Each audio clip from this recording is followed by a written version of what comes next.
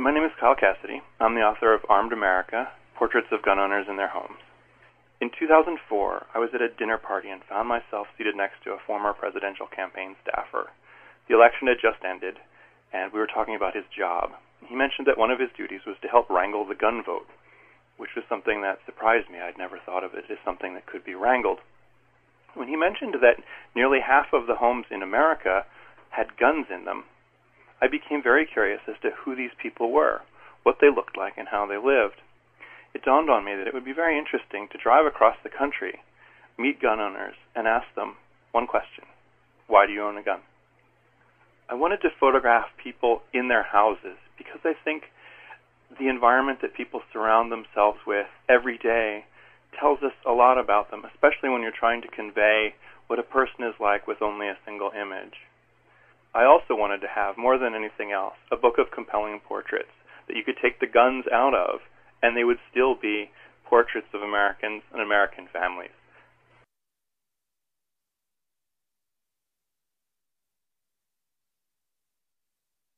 I grew up in a gun environment, but the only people who had guns were gang members.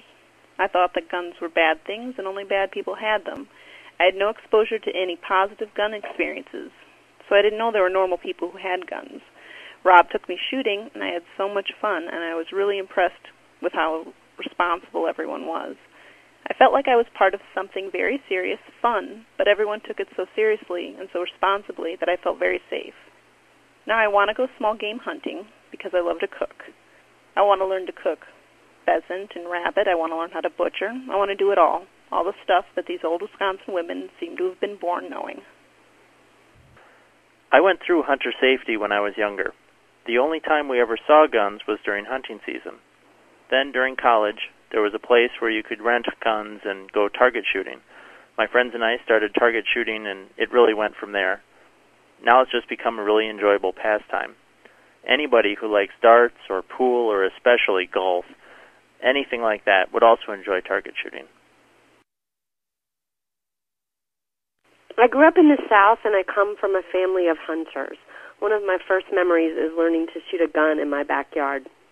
When I moved to Philadelphia, I quickly realized I wanted to buy a gun for home defense. The bottom line is, if somebody's threatening me or my child, I want to be able to protect us. My shotgun will take care of any intruder, and I know how to use it. I own guns for the same reason I own fire extinguishers. While I certainly don't expect or hope for a worst-case scenario, should one present itself, I'm prepared to take an active role in ensuring my family survives. I grew up with guns in the house that were used regularly to put food on our table. I've known gun safety inside and out since I was a child. I'm confident my son will grow up with the same understanding and handle them with the same respect and care, whether he chooses to own guns or not. I'm a liberal Democrat, and most of the people that I know, when they find out that I own guns, are very surprised by this, friends and family, because they tend to think of gun owners as rednecks or Klansmen or that kind of thing, but we're not a monoculture. A lot of people that I know that are gun owners aren't Republican or even particularly conservative. They're all over the scale. They're libertarian, radical, liberal, conservative, everywhere. So my main reason for owning guns is that I own firearms for self-defense. I want to be able to defend my home and myself if I have to, but it's only as a last resort. It's not something I look forward to. It's something I prepare for, but it's something I hope to God I never have to do. Because, I mean, I'm aware of the consequences of what could happen if I use my firearm in self-defense. I could go to jail, I could go to prison, I could get sued, and I don't want any of that, but I do want the last resort, just in case I have to. Gun ownership, it's a right and a privilege, and I think everybody should exercise it. I think that everybody should have a gun. It levels the playing field on the range and in the world. My name's David Polk. Hunting's my main purpose for owning guns. Time in the woods means a lot to me. Mostly it's just quiet walking around in the woods. I can be out there for hours and hours. I used to hate guns. They scared me. The usual guns kill. Then my husband took me out to the range and I enjoyed it. Then we started going out with friends. My thinking changed a lot. It's not the guns that kill, it's the people that kill.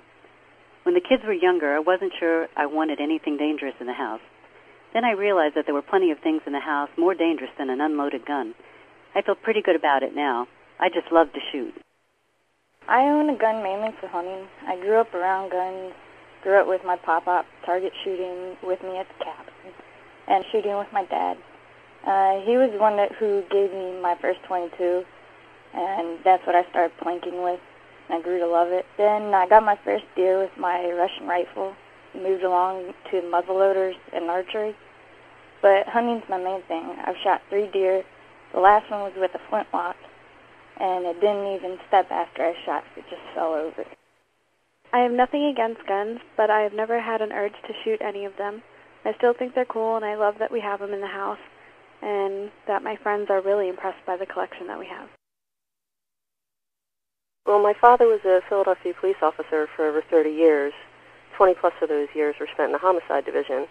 And I remember stepping over his gun every night on the stairs on my way up to bed. And you didn't mess with Daddy's gun because it wasn't a toy. Growing up the daughter of a cop, you learn early on that the world can be a dangerous place and that you need to be able to protect yourself should you have to. When I was diagnosed with cancer, I found myself and my family in need of protection. I was too old to fight, too sick to run, and since cancer took my vocal cords, I couldn't yell for help. I purchased my first gun. I was a criminal justice major in college, and while I'm a big supporter of law enforcement, I was always struck by how reactive law enforcement ultimately is. In other words, too often crime has already been committed before law enforcement becomes involved.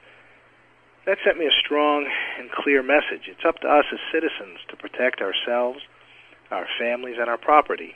Our Constitution provides us with the right and the method by which to achieve that objective, and I simply choose to exercise that right. I consider the ownership of arms not only a right, but the duty of a free people to themselves and future generations. People who are anti-gun can name instance after instance, situation after situation where a gun would do you no good at all, and I would have to agree with them. But if there's that 101st time, one time out of 101, where having a gun would have meant saving your own child, you would probably sell your soul or trade everything you have to do that. Years ago, I saw a burglar on television who said that his greatest fear was a homeowner with a gun, and that if a homeowner even just pointed a gun at him, he'd surrender. And if he knew that a house had a gun in it, he wouldn't rob it. And in fact, that's how he was caught. A woman pulled a gun on him while he was robbing her house. I wouldn't want to be in a situation where I needed a gun to protect my family and I didn't have one. Plus, on a side note, as a hobby, we like to go target shooting. I'm not really interested in guns. I don't particularly like them, but I was commissioned to create a duck hunter. And instead of sculpting a gun in clay, I pulled a mold off of a knockoff of a Browning over and under. So I pulled the mold, and I've had the gun in my basement in a sack, disassembled for years. Well, I was born and raised about 12 miles down the road from where Bunny Parker and Clyde Barrow were ambushed and killed. This was in 1934 or 35. I'm not sure which, but one of those 2 years, I think. And as a result, North Louisiana kind of gained a reputation as being a rather violent part of the world. And everybody that I knew did indeed carry guns or had guns. We didn't carry them, of course, but everybody had at least 2 guns, a shotgun and a .22 rifle. A shotgun, of course, was used to take birds on the wing, supposedly, like ducks.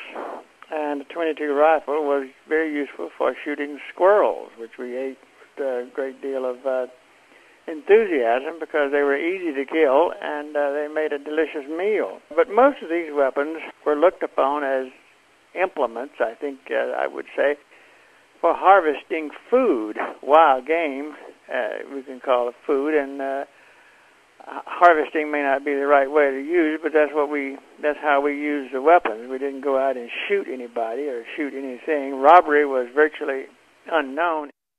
I hate guns, and don't get me started on them, and I think just my saying the word started will give an indication that I'm not from northern Louisiana, but from the Northeast. in my urban upbringing, I think, has probably conditioned my loathing of guns and the potential for evil that they have in the kind of world that I grew up in. So it's a different world that we grew up in, and our views are differ accordingly.